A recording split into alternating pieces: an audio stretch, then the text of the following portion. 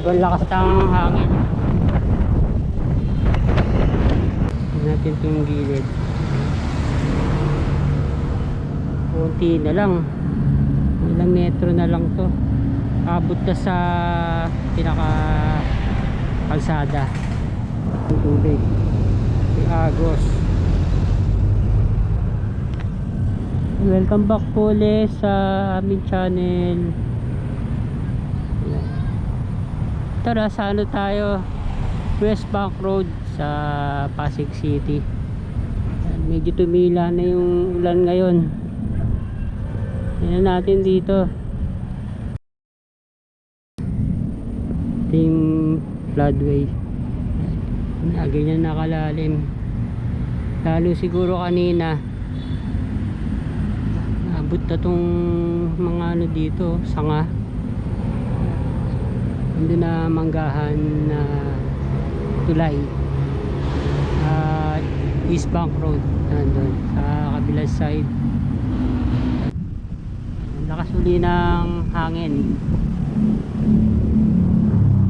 Ilang pala to, no? Hanging habagat. Ganyan nakakalakas.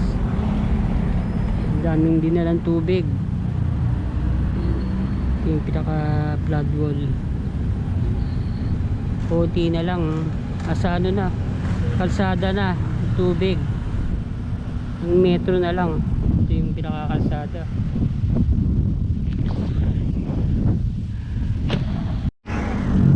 Tingnan uli natin dito. Kulay brown ang tubig. Ang bilis ng agos. Papunta ng Laguna de Bay. Agos ng tubig. Andun ang Ortigas Bridge.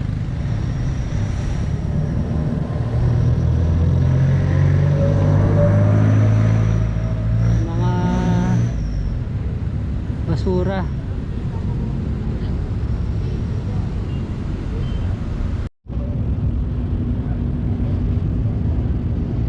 Bilis ng agos ng tubig. Daming puno dito sa East Bank at West Bank Road. Kasira-sira na yung mga plant box. Tingnan pa natin dito yung pumping station dun sa East Bank Road. Sambuga.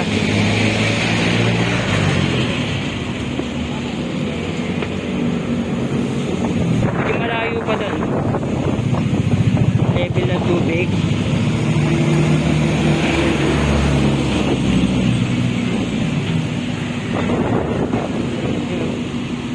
Yan, Ortigas Bridge.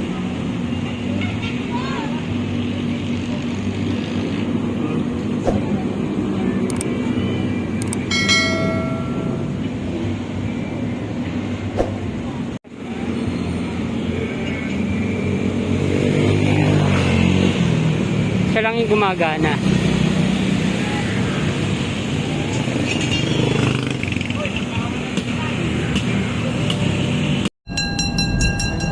May mga ano pa, oh, titinda pa na mga binatog.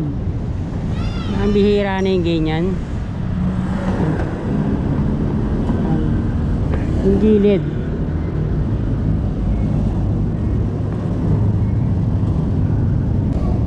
Ayan.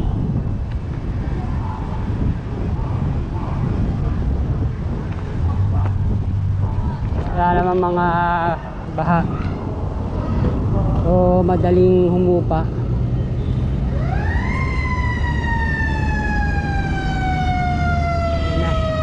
Medyo umaambon na uli.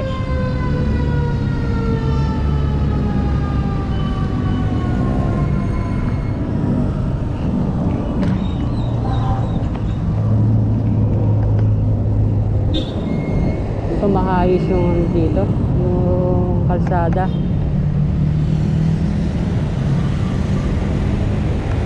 Na Ortigas Avenue na.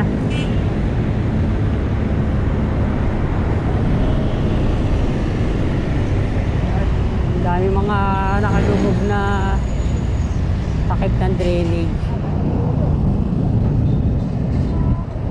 Ito rin, walang mga ano, no, mga puno. Hindi pwede rin maglagay dito. Binaabot to ng baha.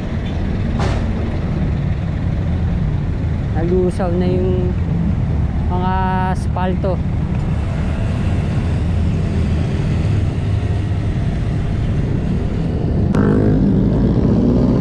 Yung mga naging restaurants. Dating ano lang yan, bakante lang. Naging ano, commercial area na. Burger King, Chowking, Jollibee, Starbucks, magkakatabi lang. Ayan. Yan. Ito yung ruta ng MRT4. Hindi na natuloy.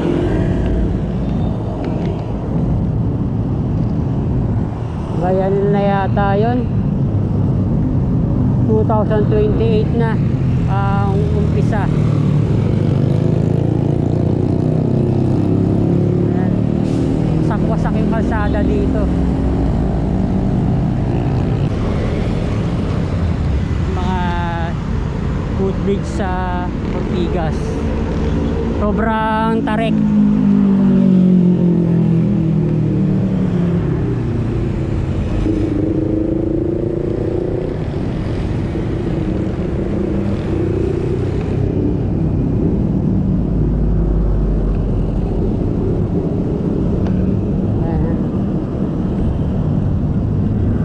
Nakakadaan pa kayo dito mga kabayan. Ayan, may Jollibee sa kanto.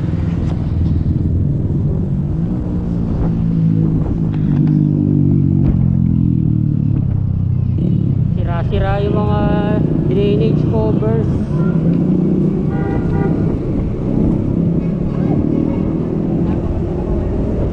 During Ortigas Avenue, hindi rin walkable. Halos wala rin mga ano dito, bangketa. Spaghetti wires. Yun. Dami eh.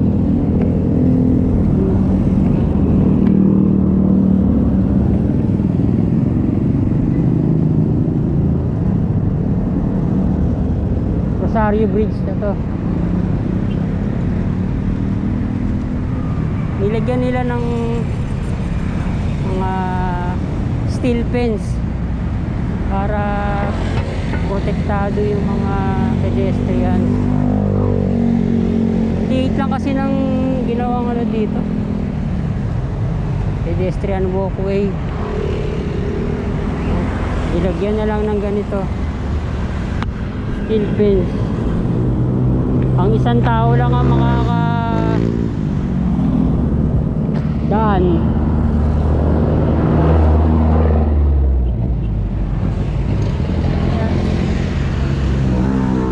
Bagong asfalto rin to. Rosario Bridge.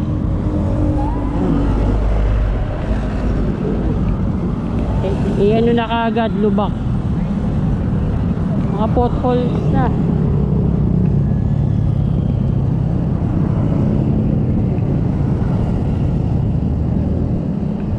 At ilang ang Bridgetown. Lalim ng tubig ng Marikina River.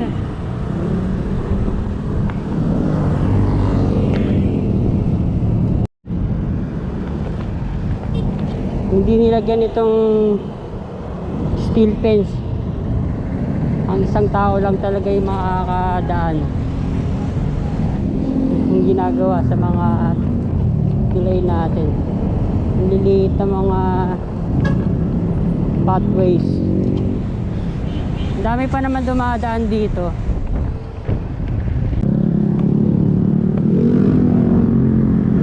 Natin to. Iyan kalakas yung daloy ng tubig. Si Agos.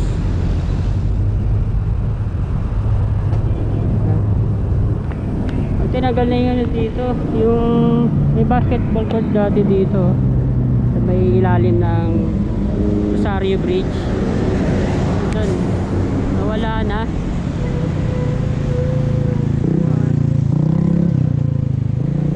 Ilalim ang tubig ng Marikina River. Lalo halos maabot na yung ano doon, yung gilid. Kita pa dati yung mga ano dyan eh, mga lupa sa riverbanks. Ayan, Bridgetown.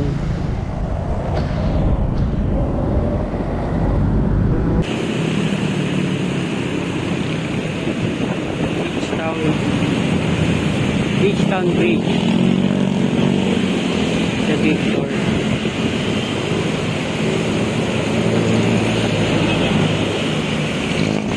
Dami ginagawa doon.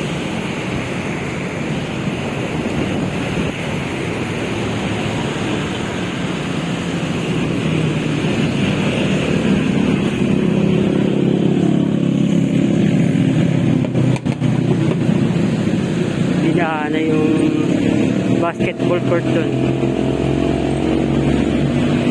Naabot na.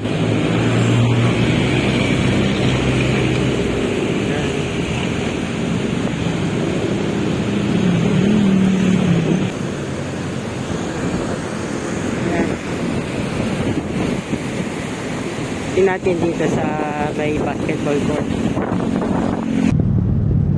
Parang ano lang, tubig ulan lang, hindi pa naman inabot talaga o bumaba na yung tubig.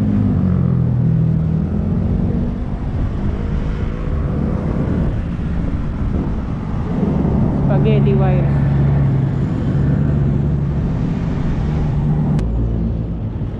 Nag-iba na yung paligid. Pumasok tayo sa private.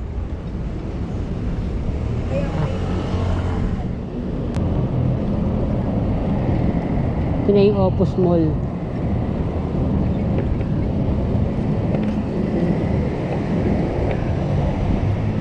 Ganda dito.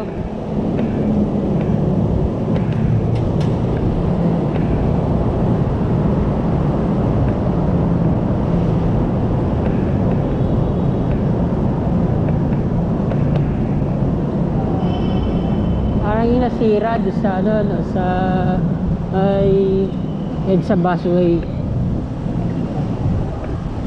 Ito pa, marami pa ginagawa dito. Improvements ongoing.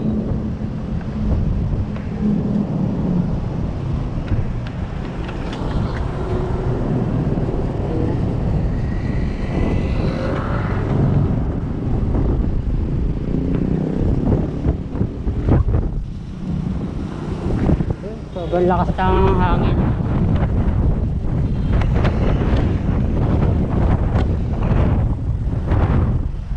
Dito pa to may mga puno sa center island ng Bridgetown Bridge.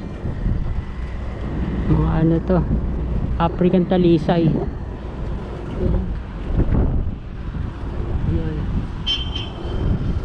Taas na nito.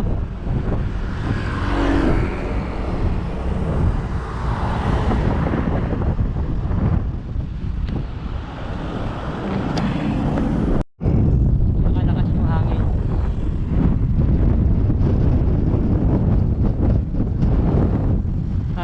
Mga ginagawa pa. Nandun ang park links.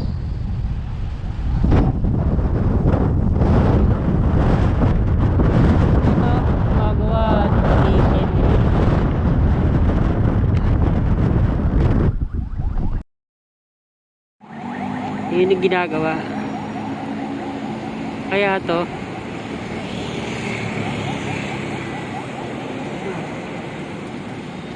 i-develop na to, yung gilid naayos na papunta ng Rosario Bridge. Ayun. Rosario Bridge.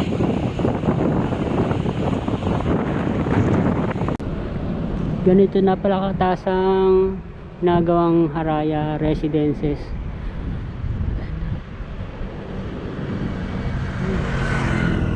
Yun pa. The Victor.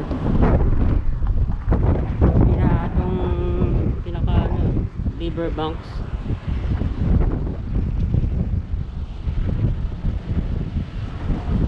Yun yung dinedepeto sa gilid.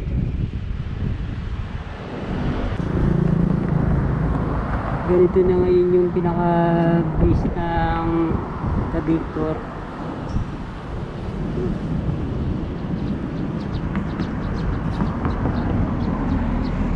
Ano kaya to? Hindi naman restaurant. Ano kaya ang nilagay dito?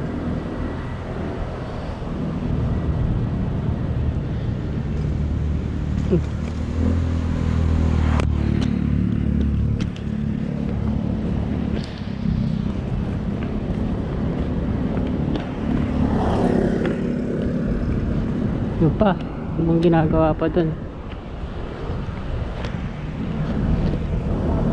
Ito yung pinakarapan ng The Victor.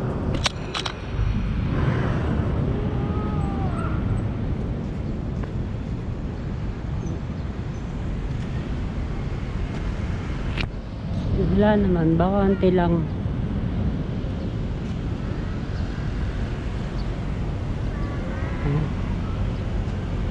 Hindi na nilagay na materialis dito, iba.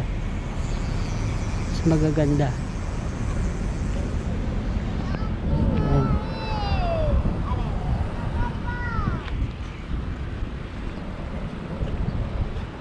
Lawak pa dito.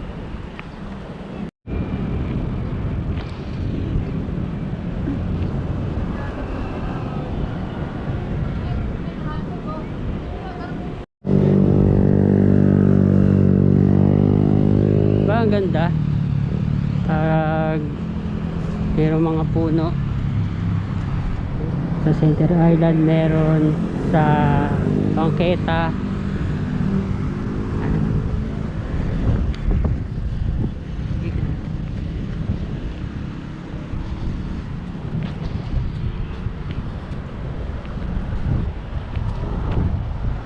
Nagiging ano na rin to, BGC.